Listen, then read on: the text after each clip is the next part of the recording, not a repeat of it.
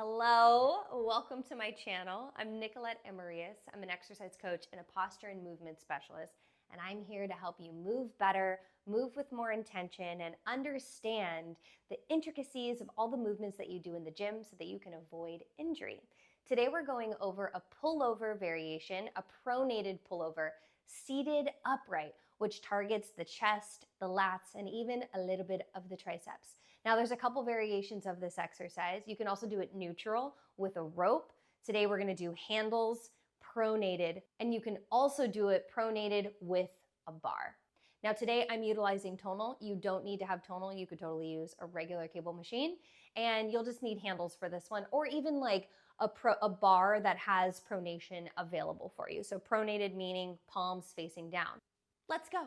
Okay, so for this exercise, you're gonna need a bench that comes to an incline. You're looking at about 45 degrees or so, or maybe just a tad higher. Your cable machine will have the arms up above your head and slightly behind you. Behind you is pretty important, so just make sure you're ahead of the cable machine a little bit, or wherever the cable comes out of.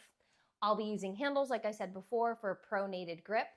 If you have tonal, it's great because you can grab the handles weightless. Let's get into the movement.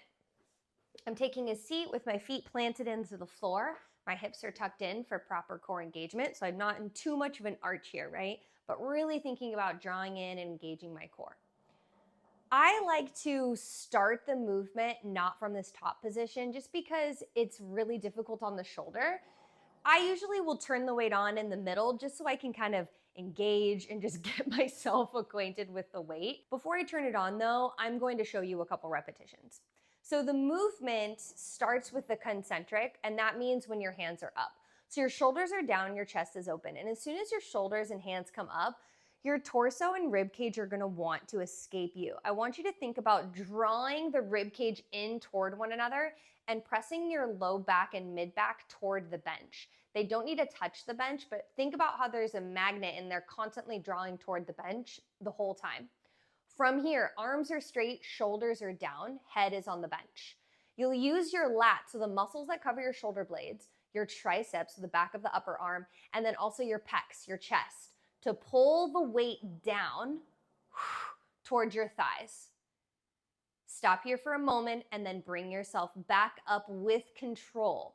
So my elbows aren't locked, but my arms are definitely straight.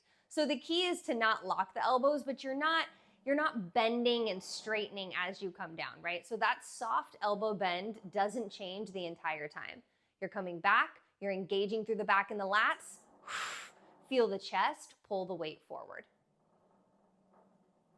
Now I wanna just show you a couple with some moderate weight.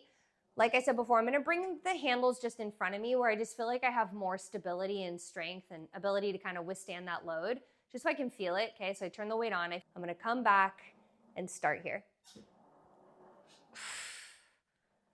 Keeping my hips tucked in and my core engaged. You'll be surprised at how much core is involved if you're not letting this happen, right? We really want to stay locked in so that the torso feels stable. And at the top, the most important part for keeping the shoulders safe is thinking about the lats, the triceps, and the chest are what start the movement. You're not starting with the upper traps, the muscles in the neck. I'm gonna do one more for you. Ooh, I feel that. That's a good one. So I feel a ton of work right through my chest here, through my lats, okay, and through my triceps, all really working together as like one big machine. I don't feel one muscle working more than the other, and that's really important, especially when you're at the top of that movement.